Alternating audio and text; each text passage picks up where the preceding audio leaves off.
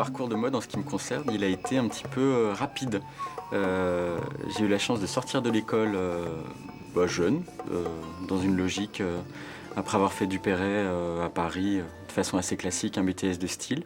Et en fait, en sortant de l'école, comme tout mon jeune fraîchement diplômé, j'ai cherché du travail et puis j'ai eu un petit peu de mal à trouver. Et par hasard, je suis tombé sur l'organisateur d'un festival de mode de jeunes créateurs, qui est le festival de Dinard.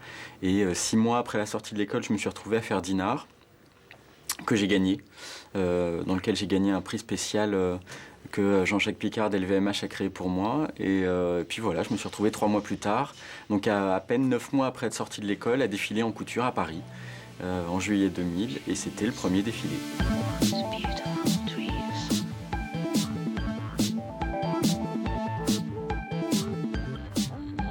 Et j'ai jamais eu un jour, franchement, une envie de mode en me réveillant ou en me disant c'est ce que je veux faire.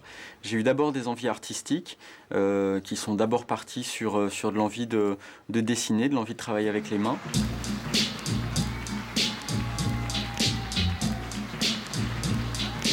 Pour la couture, moi j'ai besoin de partir sur une allure, sur une esthétique. C'est-à-dire que en même temps que je définis le nom, je définis aussi la silhouette, je définis la musique.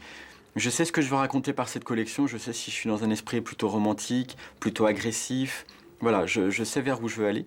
Et ensuite, les silhouettes viennent d'elles-mêmes. C'est-à-dire que je me mets à dessiner un petit peu tous azimuts, du jour, du soir. Ensuite, je commence à mettre en ordre, je réfléchis aux gammes de couleurs, mais c'est vraiment un ensemble. C'est-à-dire qu'il y a la phase de création qui est importante, et puis ensuite va venir la phase d'exécution. C'est-à-dire qu'à peu près un mois et demi avant le défilé, avant la présentation de la collection, on va se mettre à réaliser les robes.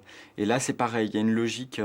J'aime avoir des collections très très cohérentes et que entre le premier modèle et le dernier modèle, on sente vraiment qu'il y a un lien et qu'elles font partie d'un même ensemble. C'est pourquoi je commence toutes les robes en même temps. J'ai besoin d'une petite période, d'un moment, de quelques heures où je suis seul sur la robe et où je vais chercher la robe. C'est-à-dire que j'ai un dessin, souvent j'ai une idée ou j'ai une matière, et puis je vais avoir besoin de commencer à travailler sur la robe, et là je ne peux commencer que seul. Parce que j'ai besoin de... Voilà, il y a ce rapport entre nous et ce petit duel. C'est-à-dire, est-ce que le tissu va me laisser trouver ce que je veux? Est-ce que je vais réussir à lui faire dire ce que j'ai envie de lui faire dire? Donc il y a ce petit passage qui est un petit peu... qui est le passage critique, mais qui est aussi le plus intéressant.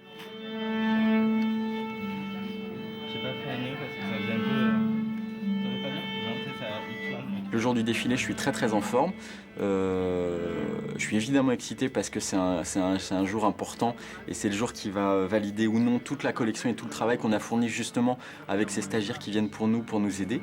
Donc c'est extrêmement important.